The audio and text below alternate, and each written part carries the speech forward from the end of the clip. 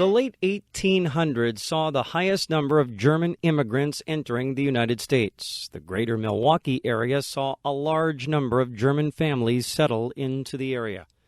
With railroads offering large land grants, farming soon became an ideal means for making a living while earning a piece of America. And many of those families moved on into the Wisconsin Northwoods. Among these families were the Kruegers. Ludwig Louis Krueger bought an 80-acre parcel along a trail between the infant settlements of Longwood and Withee. He moved his family from Manitowoc County to the untamed Northwoods to tame the wild land into a working farm. Krueger bought the land for $250 with a commitment to D.J. Spaulding to help harvest the lumber on the property. Louis and his wife Caroline built a log house in the southwest corner of the property. As one of the first settlers with a very young family, the couple was left to do the majority of the labor on their own. But Louis was a hard worker. He soon purchased another 80 acres on the west side of the trail, and later another 80-acre parcel a couple of miles to the southwest. Louis was able to purchase a steam-driven traction engine and a portable sawmill, and was able to secure a prosperous living for the family, assisting new settlers with building new farms. The Krueger children were all boys. Robert was the oldest, and then Frank, who was just 3 years of age when they came to the Withee area. Frank was strong like his father, and later became a star athlete. His long basketball shots made him a star in the community, and his strength and agility made him a dependable football player. The next in line was Louis, the product of an extramarital relationship. With Louis traveling the central Wisconsin countryside with that portable sawmill, he was often gone for several days. This allowed for situations to result in an unwanted pregnancy that must be handled in a discreet manner. As was custom in those days, the unwed mother of the infant would give birth to the child, name them, and present the child to the father and his wife to raise. His parentage is said to have made Louis somewhat of an outcast in his family. Next was Leslie, the only Krueger brother who did not finish high school. Enos was the youngest and similar to Frank in his work ethics and athletic ability. All 5 Krueger boys were hunters and good marksmen, spending many Sundays shooting targets. As avid hunters, they stocked a large arsenal of guns and ammunition. Like other pioneering families, death became an inevitable part of life for the Kruegers. Pneumonia first claimed Louis in 1910, then Robert the following year. With her husband's death, Caroline delved into radical religious tendencies. Without her husband to keep her at bay, Caroline became a product of her own demons. She became discontent with her church, tried a new one, and later stopped the family from attending altogether. With Frank at the helm of the family business, their prosperity soared. He made plans to build one of the finest homes in the area. He held true to his word and built one of the largest barns and one of the most magnificent houses in Clark County. The home was wired for electricity, even though it was 20 years before rural electrification. It had hot running water, an indoor flushing toilet, an oversized dumbwaiter, a crystal chandelier, and beveled French glass in the parlor. Many community members saw the Krueger homestead as a flaunting of wealth. Between that, Caroline's radical views, and the contentious declaration of war involving Germany, the situation was ripe for hysteria.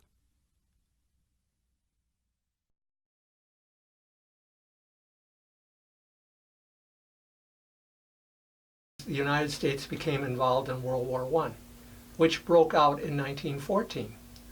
And one of the things that the British were doing was they had the superior navy, and they were blockading Europe, which had a big effect on Germany. There were people there who were literally starving to death, and the Germans were trying to figure out how to break this blockade. And of course the weapon that they used was the U-boat. Now the U-boat was a relatively new weapon at that time, and because of the technology, they had to attack without warning. And they sank merchant ships, and this upset the United States. Woodrow Wilson had been elected in 1912, and in 1916 he was elected on the platform that he kept us out of war. But the problem was it was a delicate balancing act because the Germans were constantly doing things that upset American citizens. And in early 1917, the Germans decided, they had stopped their submarine warfare, they decided that they would resume unrestricted submarine warfare, which included sinking American merchant ships. Now they thought, and probably they obviously were correct, that the United States would then go to war against Germany. But they felt that they could force Britain and France into a treaty of peace before the United States could effectively impact the war. At almost the same time, the British intercepted what was called the Zimmerman telegram, which was a telegram that went to Mexico and Japan, suggesting that they join Germany in an alliance against the United States, and specifically promising Japan that if they would help the Germans, they could have the Philippines, and Mexico could get back the American Southwest, like Arizona, New Mexico, places like that that they had lost 100 years before. Well, that didn't sit too well with the Americans, and lo and behold, we went to war in April of 1917. When the war was declared in April of 1917, there was very little in the way of volunteerism, and the draft began sending 24 million men from 21 to 30 years of age to register. Like many of German heritage, the Kruegers held a strong objection to the war. While Enos and Frank did not fall into the age guidelines for the draft, Leslie, 24, and Louis, 26, did. On June 5th of that year, Louis showed at the Longwood Town Hall to register, stating that Leslie was ill. Louis registered for both Krueger boys, stating that Leslie should be exempt due to a lame knee. It wasn't until March of 1918 that Louis was ordered to report to Neillsville for a physical. Instead of reporting, Louis headed west. With Wisconsin in such a sensitive state in regards to war, word spread quickly in the community of Louis' defection. In addition to the ethnic situation, there were two very powerful political parties in Wisconsin at that time that really no longer exist. One was the Progressive Party, and the man most identified with the Progressive Party was Fighting Bob La Follette, and he was senator at that time. And the Progressives were opposed to war in general. And once war was declared, they were seen as slackers at the very least and perhaps pro-German. And the same was true of the Socialists. The Socialists were very powerful in Wisconsin. In fact, there was a mayor, Daniel Hone, who was, and also Mr. Berger, who were powerful in Milwaukee, and the Socialist Party was also opposed to the war, and they were looked upon as being very, very unpatriotic. In Wisconsin, there were groups that formed, and their job was to seek out traitors. But the real issue was that what is a traitor? And there was an Espionage Act passed in 1917 that made it illegal to criticize the flag, the draft, or the war effort. Now, that's a pretty broad thing. And so, if you went into a bar and you said, oh, I don't think what the government's doing is right, are you a traitor? Well, some people would say yes. And there was tar and feathering going on, especially around the Ashland area. They were notorious for that. And you could find yellow paint on your house. People would shun you, call you slackers. If you didn't buy enough Liberty bonds, maybe you were a slacker. It was very difficult for people. It really restricted freedom. And this was a total war, and you need consensus for a total war. For instance, in World War II, because of the way the war started, there was very little resistance to going to war, and everybody supported it. But in World War I, it wasn't the same. When the vote was going into Congress to declare war or not, 50 people, 50 members of the House of Representatives voted against the war.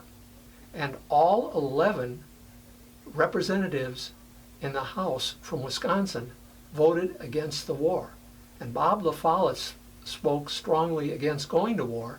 And so for a lot of people, I mean, if you're living in, let's say, Missouri, you hear about what's going on, you think like, what's going on in Wisconsin? Those Germans, we better watch them pretty closely. So there was a lot of problems going on. As the Kruegers moved about the community, some were not afraid to express their displeasure. One of those reported to state their opposition to the Kruegers' slacker attitude was Withee Sioux Line Railroad Assistant Manager Harry Jensen. He and Frank became fast enemies. When Leslie was ordered to appear in Neillsville for his physical, he showed up with his mother in tow. There, Caroline reprimanded the draft board, stating her boys supported the Golden Rule and would not take up arms against others. Leslie stated he would not be drafted. Again, word spread fast of Caroline's strong statements, which did not surprise those in the Withee area. The mother was very outspoken. She blamed the Pope for starting the war, and also claimed that the war was actually Armageddon, and that if any one of your boys went over there to serve, they were going to die. None of the soldiers who went over, according to her, were going to come back alive, which didn't sit very well. Leslie was ordered to report to the Neillsville train depot for induction and shipment on June 24th, but Leslie did not show. Noticing another evasion, the Clark County Sheriff visited the Krueger farm, but Leslie was nowhere to be found. 1 month later, a wooden box arrived at the Withee Depot freight dock.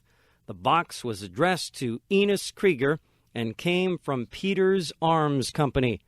The box was quickly confiscated by the Clark County Sheriff. When Frank arrived to retrieve the package, he was informed of the seizure. Frank grew enraged with Jensen and left. When the box was opened, it contained 440 rounds of ammunition, a magazine for a pistol, and a semi-automatic pistol. The Madison office of the Bureau of Investigation sent Frank Payson to assess the situation in Withee and try to round up the two draft evaders. Payson was accompanied by the Clark County Sheriff and a local marshal. When he arrived at the Krueger farm, Frank and Caroline were questioned, but Leslie and Louie were not found. While Louie had left the area, Leslie remained in the family barn. As the Kruegers were one of the first in the area to own a hay baler, the boys were able to create tunnels in the barn in which Leslie would hide. On the September 12th registration day, Frank and Enos continued a threshing job and did not appear.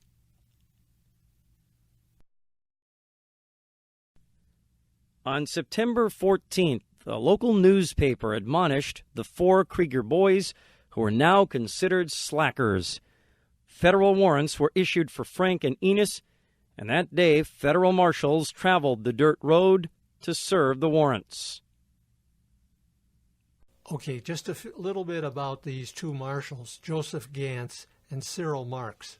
As I said, at this time, it was not the FBI. It was the federal marshals. And the thing was, because of a shortage of manpower, these guys actually came out of La Crosse. And they were hired by the federal officials, but they had no training. Why they were hired, I don't really know. And the more you read about them, the more you realize that they were totally inept. Accompanied by Owen businessman Earl Kidd and Owen Marshal Pete Rasmussen, the marshals arrived at the Krueger home to find Enos and Frank working in a nearby cornfield. The 4 men drove their vehicle to the area where the Krueger brothers were working and attempted to confront them. As Kidd remained in the vehicle, the men representing the marshal's office and the Krueger boys had a heated exchange. What was said between the men would become a subject of debate, but the conversation resulted in Enos pulling a semi-automatic pistol from his overall pocket and firing 3 or 4 quick shots. Now, based on the skill the pair displayed, the firing must have been done to allow the boys to run. All 4 men serving the warrant dove for cover as Enos and Frank fled from the site. Enos continued to fire as they made their way back to the farm. Rasmussen was able to get his pistol out and return fire, hitting Frank in the right shin. Enos headed to the barn, and Frank joined his mother in the house. Kid, meanwhile, was instructed to go get help, and he and Rasmussen headed to Owen, where a community picnic was being held. In Owen, a posse was gathered, and additional guns and ammunition were secured from the Gribino store. As 4 posse members worked to surround the farm, 2 of them were wounded in the leg as they crossed a nearby meadow. One of the men tried to crawl to a cornfield to find cover, but another bullet cut into his suspenders. He laid still to avoid further gunfire. The second man continued to head toward the cornfield and is said to have took 6 more bullets. As Harry Jensen and others learned of the activity at the Krueger farm, they got their guns and headed out. With the contention that already existed between Jensen and Frank, Harry was a lit match headed to a pool of gasoline. Gunshots continued to be exchanged between the posse and the Krueger farm. Shots continued from the barn, and Frank went outside and fired a shot in the direction of the growing posse. When return fire came from the posse, Frank was hit in both legs and fell to a platform on the well. He then used his rifles as crutches and limped his way back inside the house. His mother was able to get him inside before a deluge of bullets rained upon the house. Frank instructed his mother to stand behind the chimney as he sought refuge in the dumbwaiter and made his way to the basement. As Harry Jensen arrived near the Krueger farm, there were approximately 20 to 30 vehicles in line. Jensen charged his way to the front and knelt in the middle of the road to load his rifle. Filled with fervor and emotion, he gave very little thought to the fact he stood in plain sight of the Krueger farm. Suddenly, Jensen dropped his rifle and clenched his throat as another posse member was hit in the leg. Seeing the 2 men hit, the posse again began heavy fire. By then, the posse had grown to about 150. In the barn, Leslie, who'd been hidden in the hay, and Enos returned fire. When the gunfire died down, Enos found a safe way to the house where he and his mother decided to surrender and get the severely injured Frank some help. When the shooting on both sides subsided, Caroline attached a white dish rag to a broomstick and waved it out the front door. She then stepped onto the front porch, into the yard, and headed toward the road. The posse sent Krueger neighbor Robert Vader, whose home the group had been camped out near all day, to speak with Caroline. Vader retrieved Caroline and, waving the white towel, went back to get the injured Frank. Vader returned to the Krueger farm one last time, where he found Enos in the barn. There he tried persuading the young man to surrender, but Enos refused. The home guard companies from Colby and Neilsville were called in to guard the Krueger farm until morning. In the morning, Vader and Caroline were sent to the farm to try coaxing Enos and Leslie to come with them, but searches of all the buildings produced neither of Caroline's sons. On the next trip, members of the posse returned with Vader and Caroline. Searching the farm buildings, they found Leslie's tunnels in the hay bales, but once again, the 2 brothers were not located. The 2 federal men escorted Caroline and Frank by train to Chippewa Falls.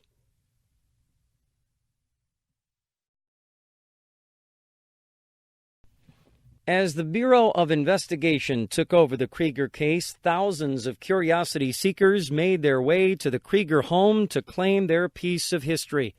The guardsmen were low in number and simply not enough to keep them away. As the search went on for Enos and Leslie, a mixture of guardsmen and posse decided that the brothers might still be hiding in some unseen space in the barn, and the group decided that smoking them out might be the best option. Using formaldehyde and rag wicks, they lit the wicks in the basement and the loft of the barn. The move produced no action from the barn and eventually started the barn on fire. However, it did produce an unseen chamber in the hayloft that hid some ammunition. When the fire began to light off the rounds, the men once again ducked for cover. By the time the fire died down, what remained of the barn was the stone and mortar basement. Federal agents had a local newspaper office produce wanted posters, rented some vehicles, and visited surrounding communities as the Marshfield and Wausau Guard companies relieved Colby and Neilsville.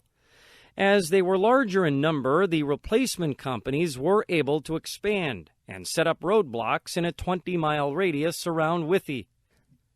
Reporters from across the country descended on Owen and Withee to cover the story in its aftermath, and reports of sightings were coming in droves but produced nothing. A call from a storekeeper in a community to the northwest would change all that. The Poley business owner had seen the wanted poster and was concerned that it was Enos who had aroused him out of bed 2 nights earlier.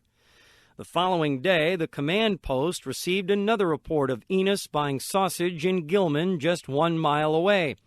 1 day later, a game warden living in Thorpe saw a man duck in an old abandoned log barn 2 miles from Poley. On September 22nd, United States Marshals shot and killed a man in a log barn near Poley. The man had been lying down covered with hay to stay warm. Upon being startled, he made a motion as if grabbing for a gun and was shot in the forehead. However, no gun was found. The man was identified as Enos. He was buried 3 days later, September 25th, alongside his father and brother in Riverside Cemetery. But the search for Leslie and Louis continued. On October 14th, a man by the name of P. Schultz was arrested in Brainerd, Minnesota, for carrying a concealed weapon. The man carried a Class E draft card which declared him exempt from service due to dependency of family. The man offered a bribe to let him go, but the officer was an honest lawman. He contacted Chippewa County, where the draft card had been issued, and found that the man was wanted for non-support. The Chippewa County Sheriff said that if the man named Schultz was returned to the county, he would simply spend a year in prison. So it would be better to turn him into the military, seeing that he would not be supporting his family at that time. As the Brainerd officer stood with him on the railroad platform to take Schultz to Camp Grant to become a soldier, Schultz stated that going to war was against his religious beliefs. The man said his name wasn't Schultz at all, and that he was being punished for another man's actions. The officer asked the man what his real name was. He said it was Leslie Krueger.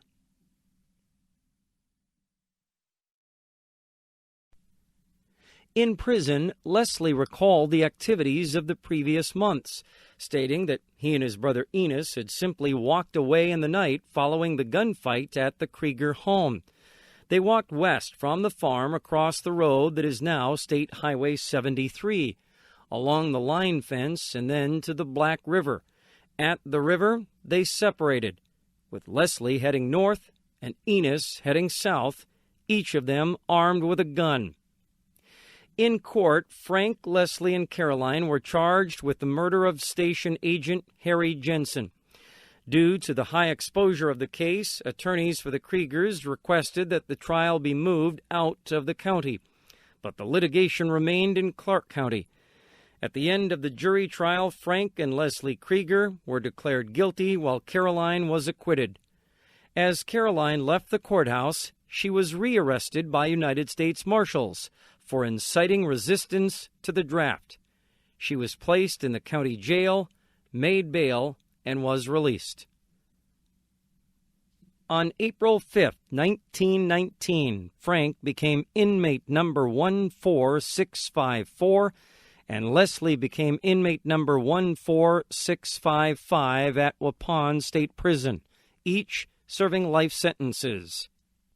Over the upcoming months, the Kruegers were the subject of several civil suits from the shootout, and the judgments robbed them of everything except for the land on which their homestead sat. In early 1920, Louis returned to the farm. When community members learned that Louis was on the farm with his mother, an armed posse was formed once again, and the Krueger house was surrounded. As the posse drew in closer to the house, Louis leaped from the window in a shower of bullets. Bloodhounds were brought in to track Louis. They followed his scent from the house to the swamp and back to the house. But Louis was not found.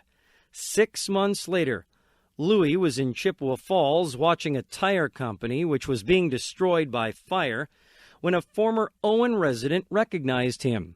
He was arrested and, upon questioning, stated he had spent the majority of the time since August of 1918 in Montana.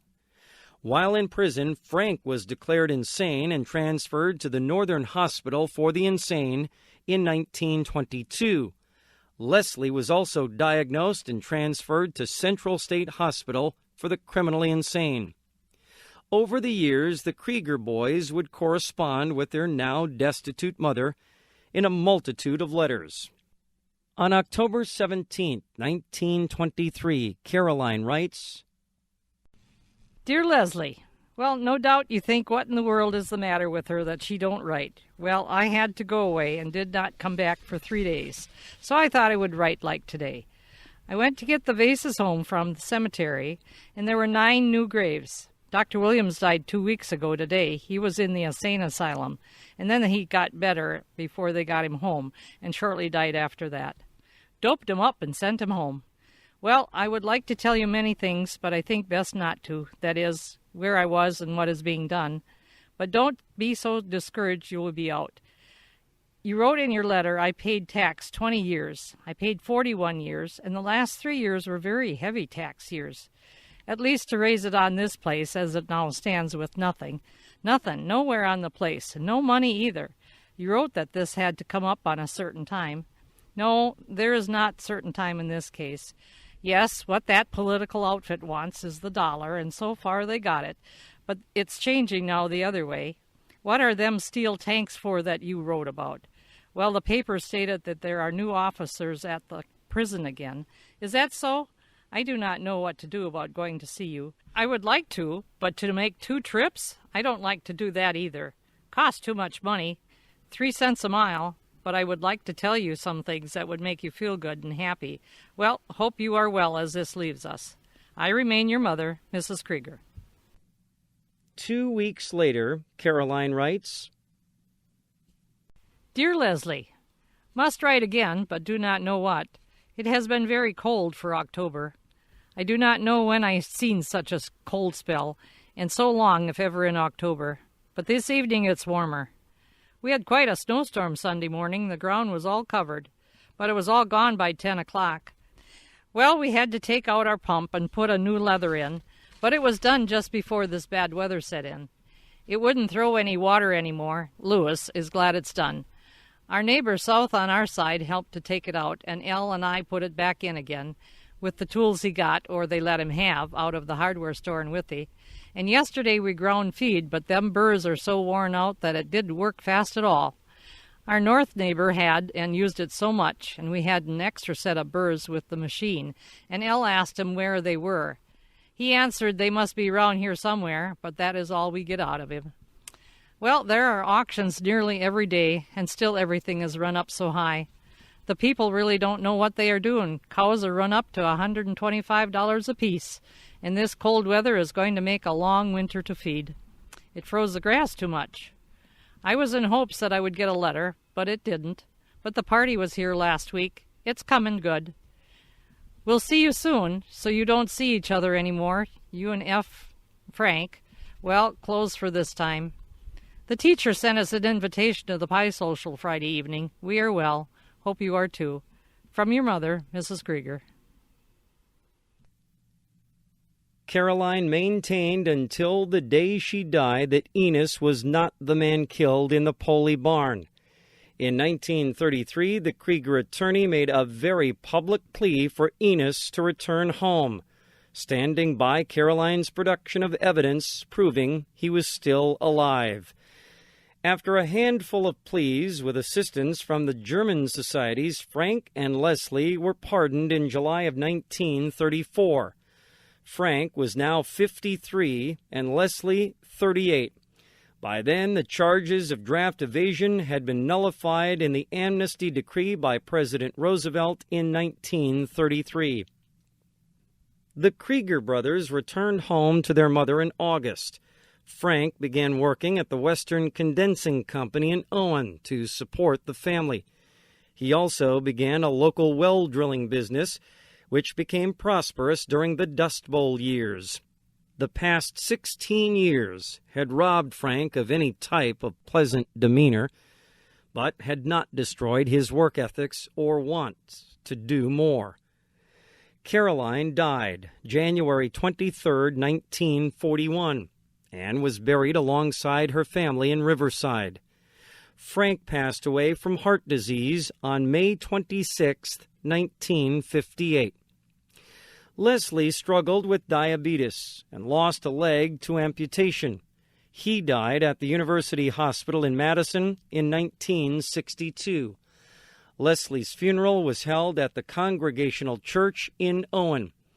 As the morticians prepared the casket, a stranger walked into church and stood near the open coffin.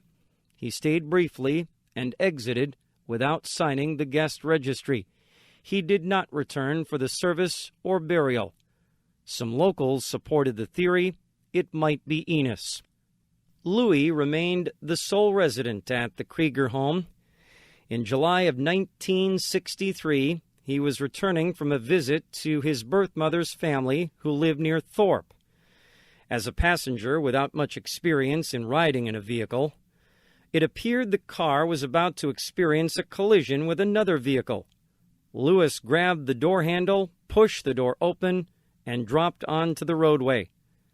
Now, the accident was minor, but the rear wheel of the vehicle passed over his head, killing him instantly. Louis is buried in the Riverside Cemetery in the only marked grave of the Krueger family.